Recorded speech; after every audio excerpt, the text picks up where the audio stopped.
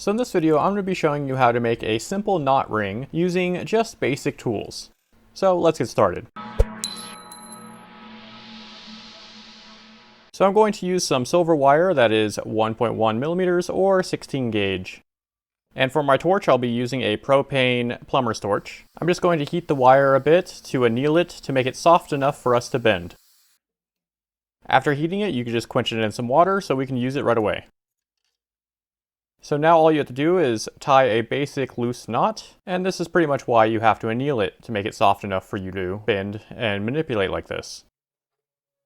Now all you need is 2 sets of pliers and grab each end and pull, and it should tighten up your knot. So you should have something like this. You can tighten it up or you can leave it looser depending on how big you want the knot to be. So now we need to solder the knot so it doesn't lose its shape. So I'm just going to place it onto a charcoal block, and I'm going to put some flux onto it so our solder will flow properly. I'm going to be using 2 pieces of hard silver solder. As I heat the silver up, I'm going to place the 2 pieces of solder where the wire overlaps itself. And just keep moving your flame across the silver until your solder flows. So once we're done with that, we're going to pickle the piece for about 10 minutes to clean it up. This is an acid that will clean off any leftover flux along with any type of oxidation.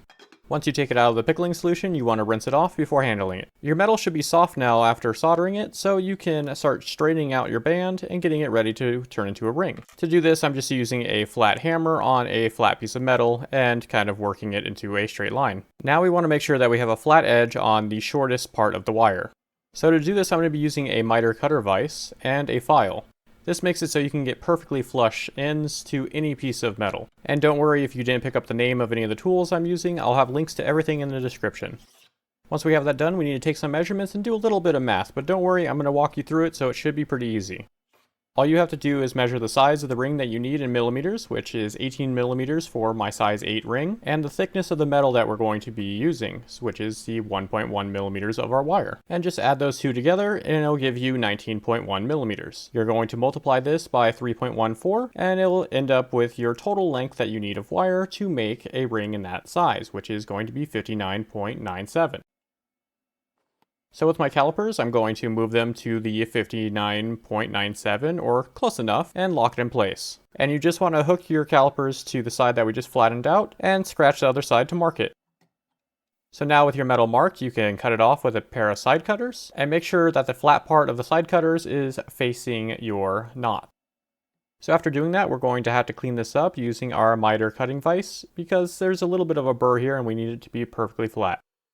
This little bit extra of work to make sure it's all flat will make sure that you have a really strong and consistent solder joint though. So this is very important.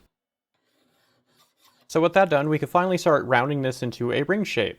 I like to start with the end of the mandrel where it's the biggest and then work my way to where the actual ring size is and then tap it down using a rawhide mallet. So you'll notice that they are not touching yet. We're going to take 2 pairs of pliers and kind of bend this into a D shape and make sure that they're parallel with one another. So you should have something like this that has no gap and everything is perfectly aligned. So I'm just going to use a little bit of flux and flux our solder joint and just grab 1 piece of hard silver solder. We're going to put this under the solder joint and the ring will hold itself down on top of this so it can't go anywhere as we're soldering it. Just remember to consistently move your torch around until you see your solder flow and then you can remove the flame from your piece. Then you can go ahead and quench this in some water and put it into a pickling solution again for another 10 minutes.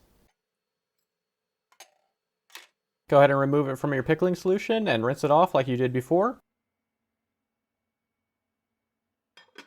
Your ring should have this really nice matte white finish now, but it's not exactly ring shaped. We need to start shaping it around our mandrel.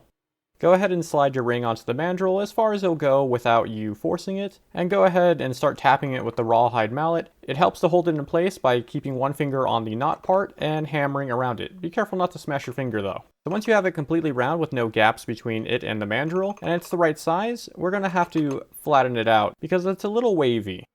Go ahead and use your miter cutting vise to use it as a flat hard surface and use your rawhide mallet to flatten it out on both sides. Normally this would be done on an anvil, but this will work if you don't have one. I'm going to use a needle file to clean up the solder joint on the actual band so we don't have a little blob of metal there and everything looks like it was never soldered. You can also use rotary discs in this situation, but I'm trying to keep everything as simple as possible.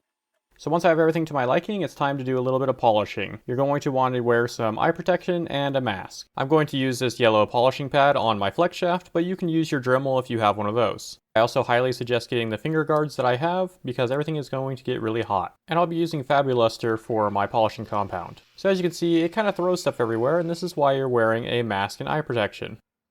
You just want to go over every surface you could possibly get to with your polishing wheel, and you'll notice that it's not very loaded up with polish. You don't need much, and it goes a long way. And if you're looking for a more detailed video on polishing, I'll make sure to link one in the description and in the little card at the top of this video.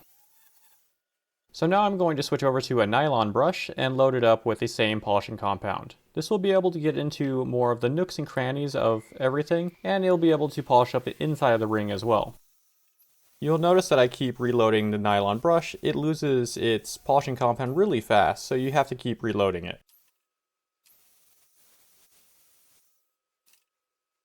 So once I get it to my liking, I need to clean this off. As you can see, there's a ton of polishing compound all over it still. You can use an ultrasonic cleaner and it makes quick work of this and makes sure everything is all gone. But if you don't have one, you can use some hot water, dish soap, and a toothbrush.